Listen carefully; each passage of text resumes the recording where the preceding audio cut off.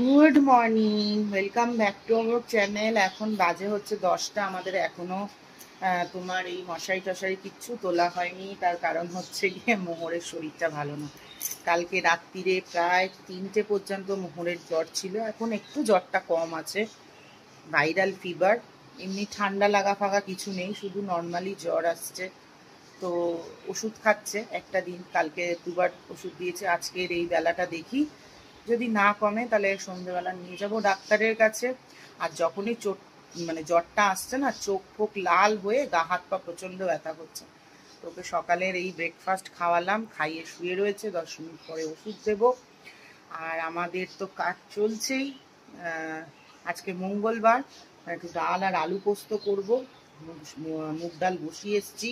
আর আমি এই second round চা খাচ্ছি। সকালবেলা একবার চা খেয়ে গা হাত পা ধুইয়ে ঠাকুরের নাম ঠাম করে এসে বসলাম। চলো দেখতে থাকো সারাদিনের ভিডিও, জানি না তোমাদের কেমন লাগবে। তো আজকে মঙ্গলবার ছিল, আর এখানে আমি রান্না বসিয়ে দিয়েছিলাম। নর্মাল ডাল আর আলু পোস্ত করছিলাম এখানে। আর এই যে দেখো আমার গ্যাসের অবস্থা, এমনিতেই চা পড়ে, তার মধ্যে যা যা নোংরা পড়েছে, তো লোক ডাকতে হবে একটা পরিষ্কার করার জন্য। আর রাত্রিবেলা মোহরের জ্বরটা এসেছিলো, সকালবেলা তো মোটামুটি মোহর ঠিক ছিল। তো আমি ডাল আর আলু পোস্ত করে জিমে চলে গিয়েছিলাম। আর জিম থেকে বাড়ি ফিরে দেখছি বাড়িতে নীলাদ্রি চলে এসছে। কারণ আমার ফোন রাখা ছিল, মেয়ে ওর বাবাকে ফোন করে বলেছে তুমি বাড়ি চলে আসো, আমার ভালো লাগছে না। আর বাবাও লাফাতে লাফাতে চলে এসছে বাড়িতে। মাঝে মাঝে বড্ড হিংসে হয়, ইস আমিও যদি এরকম বলতাম যে আমারও শরীরটা ভালো লাগছে না, তুমি বাড়ি চলে এসো, আর ও যদি এরকম বাড়ি চলে আসতো মেয়ের মতো। যাই হোক, কী আর করা যাবে। তো জিম থেকে আসার সময় মোহরের জন্য 2-4টে জিনিস কিনছিলাম। এখানে ওর কালার পেন্সিলটা শেষ হয়ে গিয়েছিল, আমার জন্য একটা ডায়েরি কিনলাম। ডায়েরিটার কাজটা তোমাদের বেশ কয়েকদিন পরে দেখাবো। না না, আমি ডায়েরি ফাইরি লিখি না, ছোটোবেলায় লিখতাম, অন্য কাজে কিনছি, সেটা তোমাদের দেখাবো পরে। আর এখানে এই যে 2খানা কপি নিলাম ওর বাড়ির জন্য, হোম টাচ দিয়ে যায় তো, সেগুলোর জন্য একটু মোটা কপি লাগে। আর তারপর তোমার এখানে দেখো ইরেজারগুলো এত মিষ্টি লাগছিল দেখতে, মানে এত অ্যাট্রাকটিভ লাগছিল, তো সেই কারণে নিয়ে নিলাম। আর বাচ্চাদের তো এই সমস্ত জিনিস ভীষণ পছন্দর হয়। আর স্কুলে দেখে এসছে ব্যাগের চেনের মধ্যে নানান রকম কার্টুন ক্যারেক্টার লাগানো থাকে, সেই ওরও বায়না এখন ওরকম কিছু একটা কিনে দিতে হবে। তো যাই হোক, ওই সব নিয়ে বাড়িতে এলাম। আর এখানে দেখো মা অনেক কিছু রান্না করেছে। নিরামিষে আমি ডাল আলু পোস্ত করে গিয়েছিলাম, মা এখানে কচু বেটেছে, তারপর চাল কুমড়ো করেছে মটর ডালের বড়ি দিয়ে। তো আজকে আমি আর মা ভিডিও করব, যেটা তোমরা কালকে দেখতে পারবে হ্যাংলামিতে। তো চলো খেতে বসি। এখন বাজে হচ্ছে গিয়ে 6:30। কালকে সারা রাতে ঠিকঠাক করে ঘুম হয়নি, এই জন্য দুপুরবেলা শুয়ে পড়েছিলাম। আমি আর মোহর দুজনেই, আমারও চোখগুলো কেমন লাল লাল হয়ে রয়েছে। তো মোহরের কালকে দুপুরবেলা বললাম তোমাদের একটু জ্বর এসেছিল। তো আজকেও দুপুরে জ্বর এসছে, জ্বরটা কমেনি যেহেতু। তো এখন যাব হচ্ছে গিয়ে ওকে নিয়ে ডাক্তার দেখাতে। আর ওখান থেকে হ্যাঁ, আর ওখান থেকে ও কিছু খাচ্ছে না 2 দিন ধরে। এখন ওর বাবা জিজ্ঞেস করেছে কি খাবে, ও বলেছে KFC চিকেন খাবে। তারাও দেখাচ্ছি। কি হয়েছে সোনা, কি হয়েছে বলো?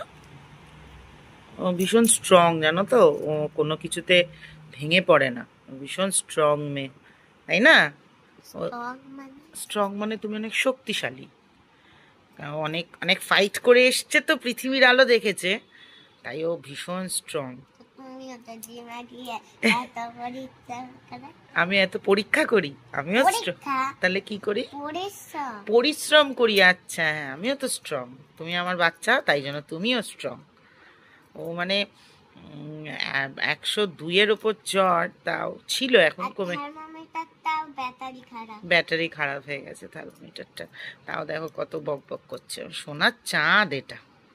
চলো, তো আমি এখন বসি একটুখানি নাম করতে। সন্ধ্যেবেলাটা পুজো ঠিকঠাক করে দিতে পারছি না, দুবেলা নামটা করছি, গান প্রচুর পরিষ্কার হয়েছে কিন্তু নোংরা পড়ে যাচ্ছে, পুজোটা ঠিকঠাক করে দেওয়া হচ্ছে না।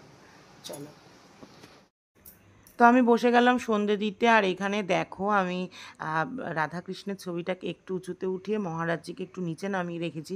আমাদের ঠাকুর বসানোটাতে একটু গন্ডগোল হয়ে গিয়েছিল, তো আমার একটুখানি গিল্ট হচ্ছিল যে মহারাজজি কখনোই তার আরাধ্যের থেকে উপরে বসতে চাইবে না, যে আমার এটা ভুল হয়েছিল, আমি না জেনেই করে ফেলেছিলাম। তো যাই হোক, এখন পুরো সেট করে দিয়েছি। আর এখানে আমি নাম করছিলাম, মোহরও মাঝখানে এসে বসে একটুখানি নাম করে গেল। তো এরপরে রেডি হয়ে চলে গেলাম আমরা ডাক্তারের কাছে, মানে ডাক্তারের কাছে ওকে নিয়ে যাব, ডাক্তার প্রেসক্রিপশানটা লিখে দেবে, ও সুস্থ হয়ে যাবে।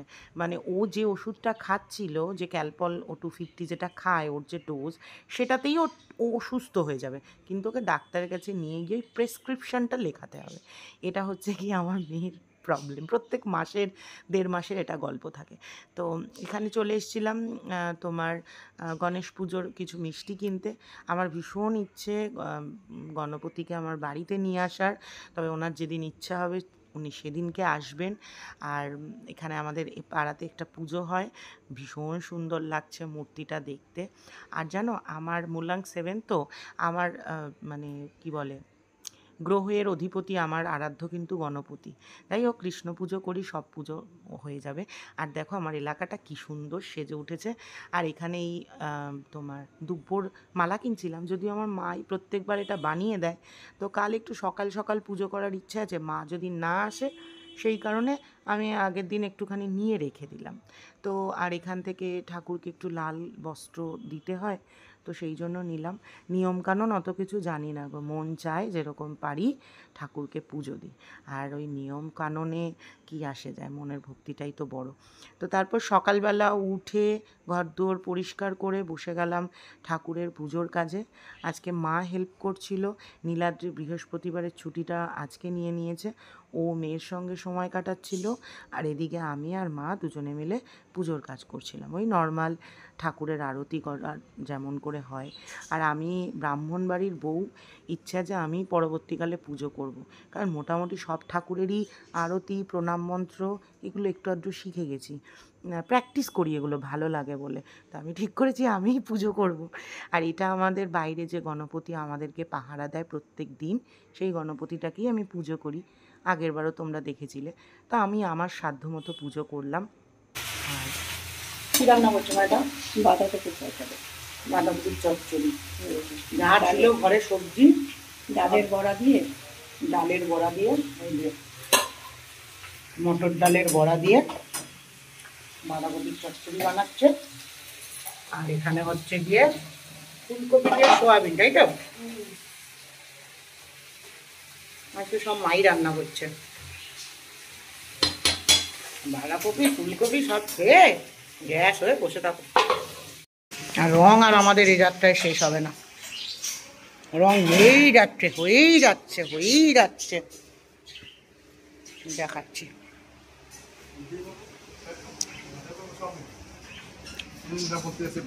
তোমরা কি আমার বিয়ে দেবে? এত রং করছো কেন? হ্যাঁ, জানলা মানে তোমাদের সাথে কথা হয়েছিল, বারান্দা আর রান্নাঘর, হ্যাঁ রং করেই যাচ্ছে করেই যাচ্ছে করেই যাচ্ছে। এই হ্যাঁ, মানে পুজোর বোনাস নিয়ে যাবে, এই যা এই সব রং করে যাচ্ছে, মানে নিজের মনে করে সব রং করেই যাচ্ছে, রং আর শেষ হয় না। হ্যাঁ, কোন ঘরটা ধরবে? আবার এই ঘর রং করবে? আর করতে হবে না, এই ঘর ছেড়ে দাও, যা আছে আছে। না, এই জানলা মাল্লা করতে হবে না, তুমি ছাড়ো তো। কি করে রেখেছে, কাজকর্ম করতে পারছি না আমি। আজকে অনেক দিন বাদে আমরা 4 জনে মিলে খেতে বসেছি, তবে আজ আর ভিডিও করছি না। আজকে মা খুব সুন্দর রান্না করেছিল, এই বাঁধাকপি, বরবটি, মোটামুটি যা যা সবজি ছিল ডালের বড়া দিয়ে তোমাদেরকে দেখালাম। আর এই সবজিটা এত ফুলকপি ভালো খেতিস রে, কথা বলছি, নিরামিষ তরকারি এত টেস্টি যদি হয়, সত্যি আমিষের দরকার পড়ে না। ফুলকপি দিয়ে সয়াবিনের তরকারিটাও ভীষণ ভালো করেছিল, তবে এই বাঁধাকপির চচ্চড়িটা ডালের বড়া দিয়ে মানে অসাধারণ ছিল। পরে কোনো একদিন মাকে বলবো রেসিপি শেয়ার করতে। এবার ইয়ে করবি, ফুল গাছগুলি লাগিয়ে দেবো সাইড দিয়ে। হ্যাঁ, কোথায় যাচ্ছিস? তলায় করবি কখন?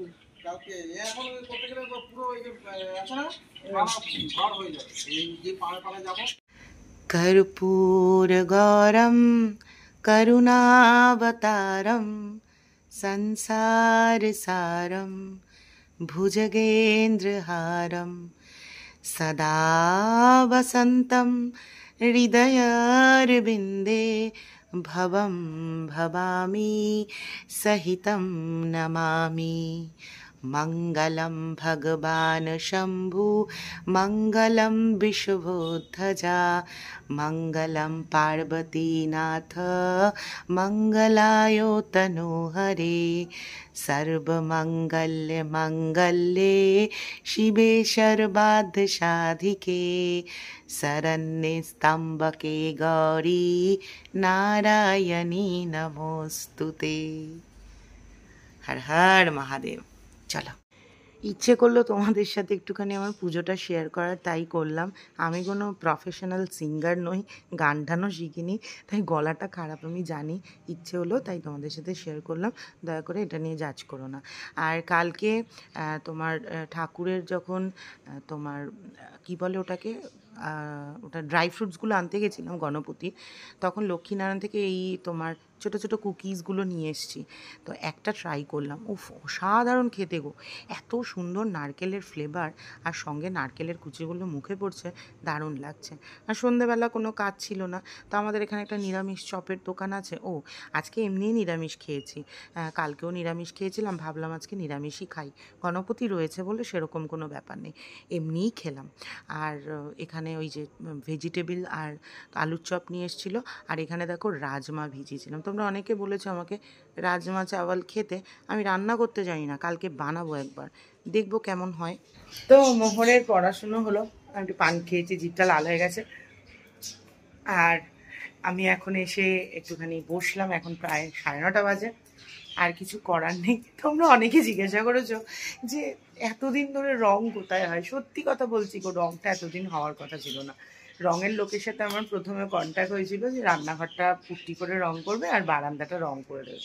এবার ওই লোকটা না আমাদের পরিচিত, ঠিক আছে, মায়ের ছোটোবেলার কিছু পরিচিত বা মায়ের সাথে ঘোলায় পরিচয় আছে, উনি আর ওনার ভাই। সে মানে নিজের বাড়ি রং করছে, বুঝলে তো, একটুখানি টেনে টেনে বাথরুমটা রং করলো, বাথরুমের বাইরে রং করলো, এবার বলছে গ্রিল রং করে দেবে, গ্রিল রং করছে, স্কার্টিং করব, তারপর তোমার সিঁড়ি রং করে দেবো, মানে খুঁজে খুঁজে টেনে টেনে যা পাচ্ছে রং করে যাচ্ছে।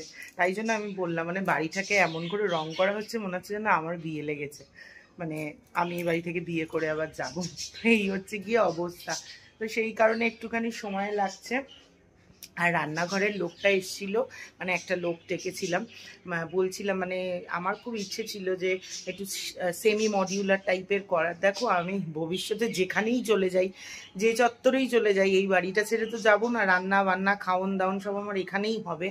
তো সেই কারণে আমার ইচ্ছে, মানে আমার ইচ্ছে এখনও যে রান্নাঘরটা সুন্দর করা। তো নীলাদ্রি একটুখানি প্রথমে মানে একটুখানি কি বলবো, একটু রাজি হচ্ছিল না যে কেন এখন এই মুহূর্তে দরকার নেই করার বা কিছু।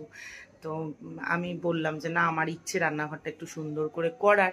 তো ফাইনালি আজকে সন্ধ্যাবেলার লোক এসেছিল, দেখে গেল, আর ফাইনালি আজকে আমাদের টুর মানে টেবিলটা দেখে গেল, বড় একটা টেবিল আমরা বানাতে দিলাম ফাইনালি।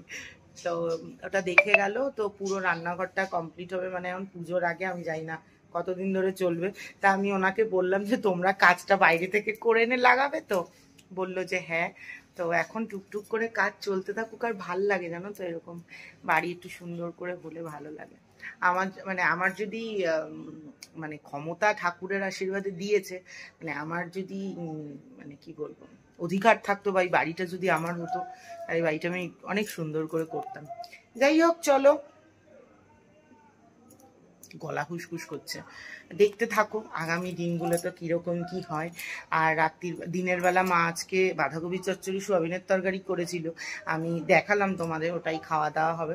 চলো আর বেশি বক বক করবো না, ভিডিওটা এখানে শেষ করছি।